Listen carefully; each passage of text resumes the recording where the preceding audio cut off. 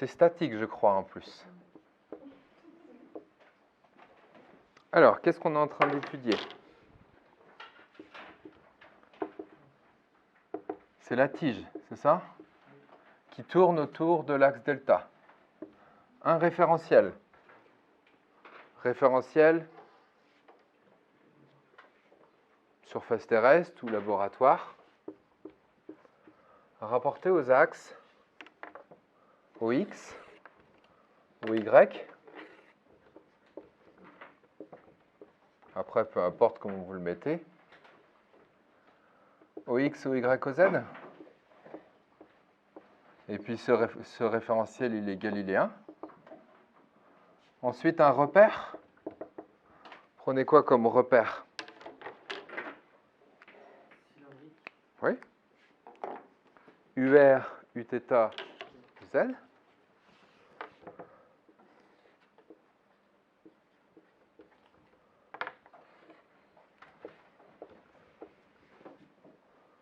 Il n'est pas parfait, bon, Uθ. UR, Uθ, UZ.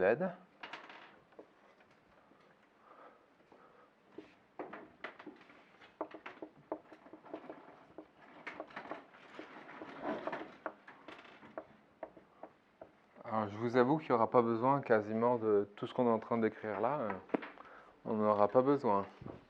Système référentiel repère cinématique.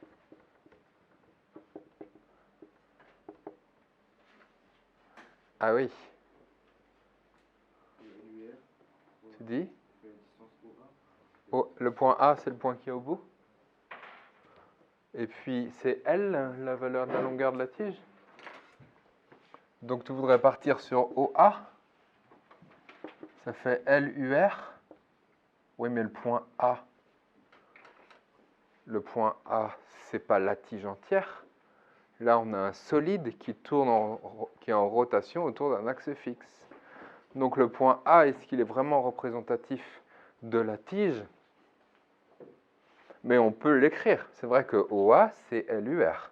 C'est vrai que la vitesse du point A, ça c'est pas interdit, c'est Lθ point Uθ.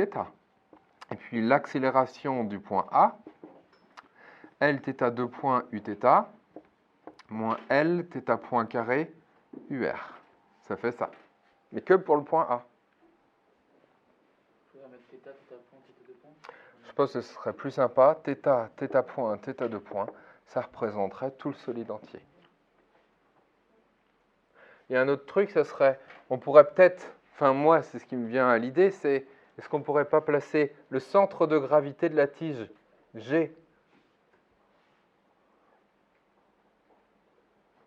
mais ce que va s'appliquer sur le centre de gravité, le poids. Moi, je le verrais comme ça. Et puis, vous avez le point, ça c'est le point O, sans doute. Voilà.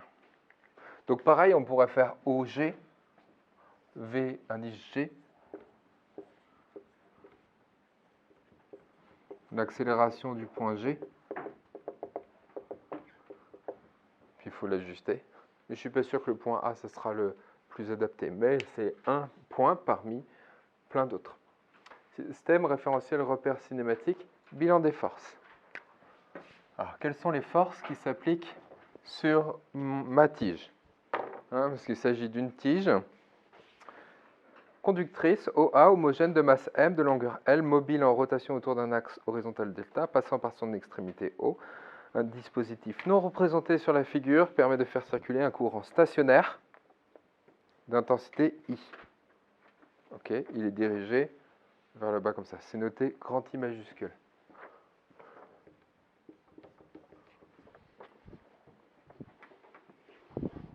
Qui est de plus soumis à l'action d'un champ magnétique uniforme B. Ah, je ne l'ai pas mis sur mon schéma. Le champ magnétique B, il est comme ça.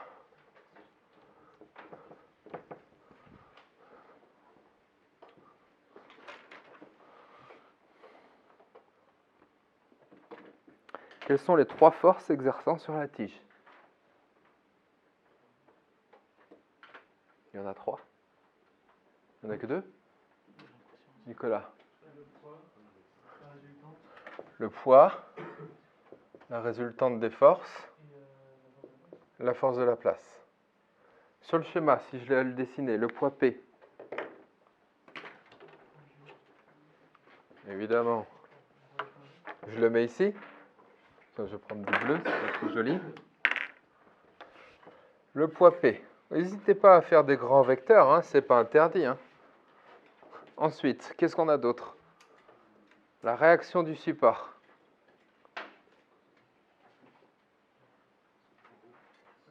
Ça part d'où, la réaction du support? C'est quoi le support ici? La réaction, c'est un plan, oui. Je suis d'accord. Mais tu peux quand même le dessiner, la réaction R. Donc, la réaction R, je sais pas, je la mets comme ça. Elle sera dans le plan perpendiculaire à la tige. Surtout, ne dessinez pas pour l'instant R coilinéaire à la tige. Vous n'en savez rien pour le moment. Ça se trouve, ça sera le cas, mais pour l'instant, j'en sais rien. Et pour terminer, la force de la place. Ah bah oui, mais bon, là... C'est quoi la formule? C'est quoi la formule de la place? I fois dl vectoriel B. IDL vectoriel B. Alors, dans notre exemple, ça fait quoi? Bah, du coup, B, il est comme ça. I fois DL. I fois dl, ce sera... Alors, ça dépend ce que tu appelles DL. dl, c'est un petit morceau de... Un petit morceau, oui, mais il faut l'orienter. On le met comment, le DL? On l'oriente sur UL. Oui, et puis on l'oriente aussi, ce qui est mieux, dans le sens de I. On prend un petit bout DL comme ça. I fois DL, ça fait ça. C'est bien ça? Vectoriel. Vectoriel B. C'est ça. Et donc ça fabrique une petite force que je vais noter DF, qui est comme ça. D'accord? I fois DL, I est bien positif, DL est bien dans ce sens-là, faut IDL vectoriel B, ça fait bien DF. Ouais, mais moi, j'ai pas F là, et F, il sera comment? Là, j'ai DF. Là, j'ai la force qui s'applique sur un tout petit segment de ma tige complète. Qu'est-ce que je fais pour avoir ma force complète? Je fais la somme sur toute la tige de toutes les petites forces. Qu'est-ce que vous en pensez de toutes ces petites forces qui vont s'additionner? Elles sont toutes perpendiculaires comme ça? Elles ont tous cette taille-là? Elles ont toutes la même valeur aussi? Est-ce qu'elles ont toutes la même valeur? IDL vectoriel B. Le IDL vectoriel B, il est le même ici, le même ici, le même ici. En fait, c'est le même partout. C'est partout la même petite force DF qui va s'appliquer. D'accord? Au global, il va y avoir une seule grande force F. Et elle va s'appliquer où, cette grande force F? C'est la même là, la même là, la même là. Partout, c'est la même. Donc, c'est comme si quoi? Bah oui, comme si tout partait du point G. Et la force F va se retrouver comme ça. Le poids P, là, il ne faut pas oublier, il vient d'où le poids P? Pourquoi le poids P il s'applique au point G? En réalité, le poids P, on pourrait le séparer en plein de petits morceaux. Le petit segment qui est ici, qui a un certain poids, celui-ci, plus celui-ci, plus celui-ci, et ainsi de suite sur toute la tige. On pourrait, pareil pour le poids P, découper en plein de petits morceaux. Et en regroupant tous les petits morceaux et toutes les petits poids ici, en faisant la somme, ça ferait poids P qui s'applique au point G, donc pareil pour F. Ça vous fait marrer, hein? Je sais ce que vous fait marrer, non? Enfin, c'est pas grave, vas-y. Si en devant on va faire le schéma et qu'on doit tracer la force de la place, est-ce qu'on passe d'abord par DF ou est-ce qu'on peut directement mettre la force de la place? Ah non, tu passes par DF. Ah, faut passer par DF. Enfin, moi, je passerai pareil. Pareil que tout à l'heure. Moi, chaque fois, je repasse par DF. Si on écrit, c'est la somme des DF. Ah, si tu écris ça, oui. Et sur le schéma, on met DF ou pas? Ah oui, là, j'ai mis DF, puis après, j'ai mis F. Après, si tu as envie, tu peux ne pas afficher ça. Tu mets ça, tu mets ton résultat. Mais il faut bien savoir d'où ça vient. Et moi, à chaque fois, je répète, à chaque fois, je refais tout le détail. Bah oui, mais bon. Ouais, sauf que le coup où, ça ne sera pas pareil. Ça n'arrive pas, ça. Bah ouais, si, ça peut t'arriver. Imagine, tu as un champ magnétique B qui n'est pas constant. Là, c'est le même partout. Oui, mais Ça va? Mais imagine, c'est pas le même partout. là, on est aussi constant pour l'instant. Ouais, et puis voilà, ça va te tomber sur le coin du nez.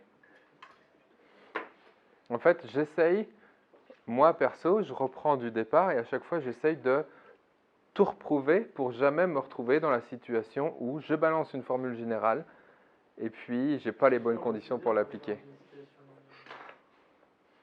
Ok. C'est comme tu veux. T'es libre. Et du coup, on peut pas directement l'exprimer F. Ben si, on va l'exprimer, on va l'écrire. Il faut juste l'écrire. Hop. Donc ça fait I dl vectoriel B sur toute la tige. Là, assez rapidement, en même temps, dl, qu'est-ce que c'est? C'est dr fois UR. Le dl, vous le voyez. dl, c'est la longueur dr, la petite variation de r suivant UR. Vectoriel B, comment est B? B, c'est dirigé suivant moins B fois UZ. Pour R variant de 0 jusqu'à L. Ensuite, UR vectoriel UZ, UR vectoriel UZ, ça fait moins Uθ.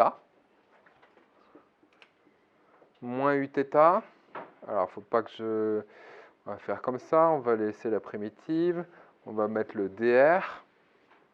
Il y a moins le B, le I, le moins B, le dr, le UR, moins Uθ.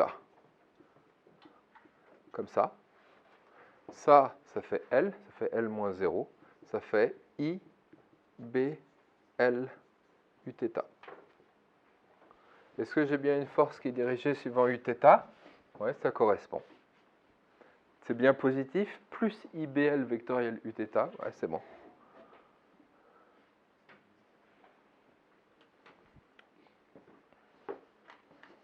Ça se trouve, on a répondu à la question 2.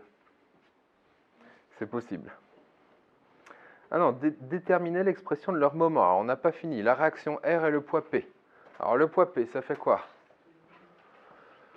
Le poids P, bah, évidemment, c'est mg. Je le décompose. Tiens, ça fait des petits rappels de mécanique, ça. Je décompose suivant UR et Uθ. Je vous écoute. C'est cos θ UR et moins sinus θ Uθ. Donc, mg cosinus θ UR. Et tu dis le deuxième? Moins mg sinus θ Uθ. Ouais, ça me paraît pas mal. mg cosinus θ UR. L'angle θ, on le retrouve ici. Ça marche. La réaction R. Je l'écris comment, la réaction R? Je l'écris pas.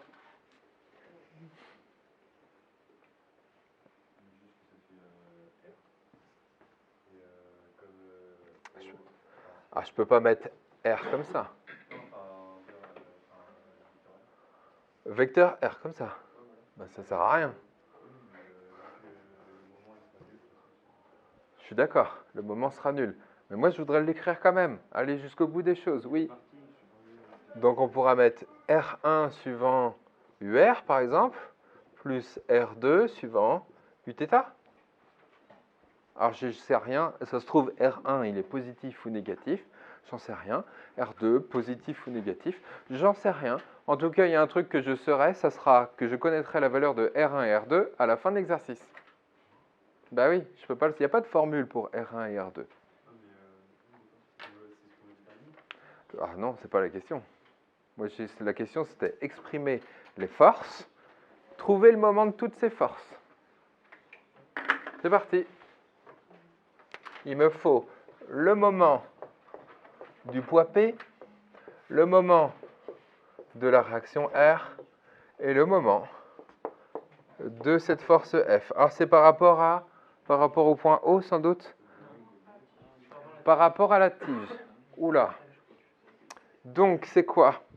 C'est pas ça qu'on nous demande, exactement. On pourra peut-être passer par là, mais ce qu'on nous demande, c'est le moment par rapport à l'axe delta de la force F, le moment par rapport à l'axe delta de la réaction R, et le moment par rapport à l'axe delta du poids P.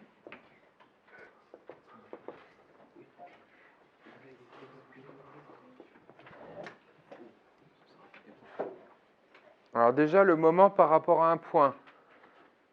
Chapitre 9, mécanique du solide. Oui, Margot. OG, vectoriel, le poids P qui est ici. Alors, je ne vais pas avoir cette place. OG, c'est quoi le vecteur OG? Donc L sur 2 UR, vectoriel, le poids P que j'ai noté juste ici. MG cosinus θ UR, je le mets en ligne exprès, d'accord? Moins MG sinus θ Uθ. Il faudra plus de place. Je vais faire le calcul de ce petit truc-là. Quand c'est en ligne comme ça, comment on fait? UR vectoriel UR 0. UR vectoriel Uθ UZ. Alors on reprend les éléments qu'il y a devant. L sur 2 moins MG sinus θ et on a dit UZ. Voilà, ça y est, on a le moment par rapport au point O. Et si je veux le moment par rapport à l'axe delta, Arthur, c'est ça. C'est le moment par rapport au point O de ce poids P, scalaire, le vecteur unitaire de l'axe delta. Mais ça, c'est UZ. Donc, UZ scalaire UZ, ça fait 1. Il vous reste moins L sur 2 mg sinus θ. Pourquoi il y a un moins? Il vous informe sur quoi, le moins? Sur la rotation, enfin sur le déplacement du... Oui, alors, le poids P, il aura tendance à faire quoi? À cause de ce moins? On fait comme ça, non? Pas vraiment. Le moins qui est ici, c'est parce que le poids P, il aura tendance à faire diminuer la valeur de θ et ramener vers la position d'équilibre à cause de ce moins. D'accord? Sans doute que la force F, elle, voudra faire augmenter la valeur de θ. Donc, normalement, on devrait avoir un plus suivant m delta. Alors, on va le voir tout de suite. On le fait? Ça fait quoi, ça? Moment de F, alors ça fait quoi ici? Pareil, OG vectoriel F. OG vectoriel F, ça fait donc L sur 2, à moins que ça soit déjà fait, ou déjà terminé. Et puis là, on a ça, vectoriel IBL Uθ. UR vectoriel Uθ, UR vectoriel Uθ, ça fait UZ. Là, c'est simple même, parce que ça fait IBL carré sur 2 UZ. Et si on le veut suivant l'axe delta, comme tout à l'heure, il n'y a plus qu'à projeter, il vous reste IBL carré sur 2. Et on a le moment par rapport à delta. Est-ce que vous êtes d'accord?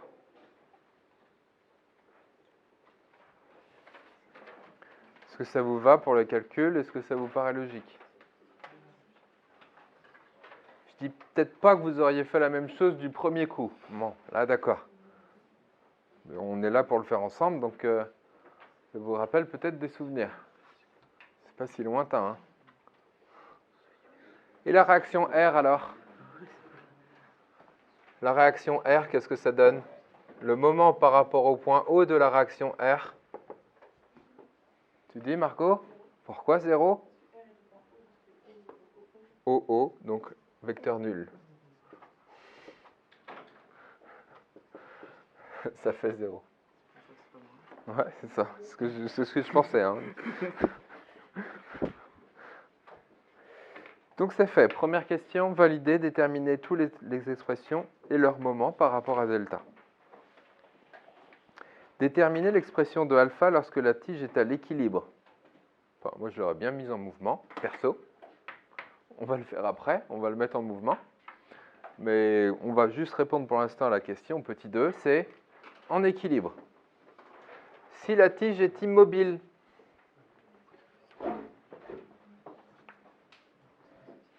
s'il n'y a pas de rotation, alors, Marco? Ah ouais? La somme des moments égale 0.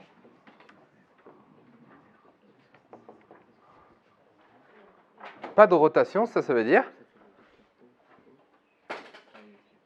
Ça veut dire que pas de variation de la rotation, et puis si au départ, là, il n'y avait pas de rotation, la rotation restera nulle. C'est un peu comme somme des forces égale 0. Ça fait ça. C'est pareil. Alors, on fait la somme des moments, puis vous me trouvez la position d'équilibre. Ah, ils avaient noté alpha dans le texte. Ah oui, puis moi j'ai pris θ.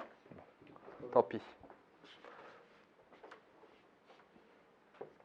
Moins L sur 2 mg sinus θ. Plus IBL carré sur 2 égale 0. Ah bah c'est du tout cuit. Non? C'est quoi θ qu'on veut? En plus, on pourra mettre θ équilibre, comme ça.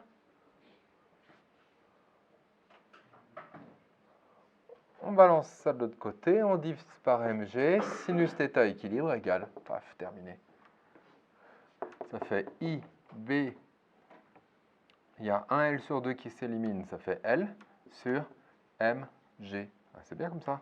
θ équilibre égale arc sinus de IBL sur mg. Ben voilà.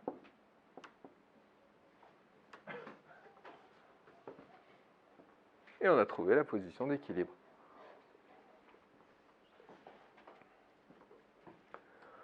Bon, je ne veux pas vous laisser comme ça. Je crois qu'après, il y a l'application numérique. Bon, ça, c'est pas dur. On a I, c'est donné I? Oui. On a I, on a B, on a L, on a M, on a G, on a tout? Bon, il n'y a plus qu'à remplacer. Tout à fait. Attention aux unités.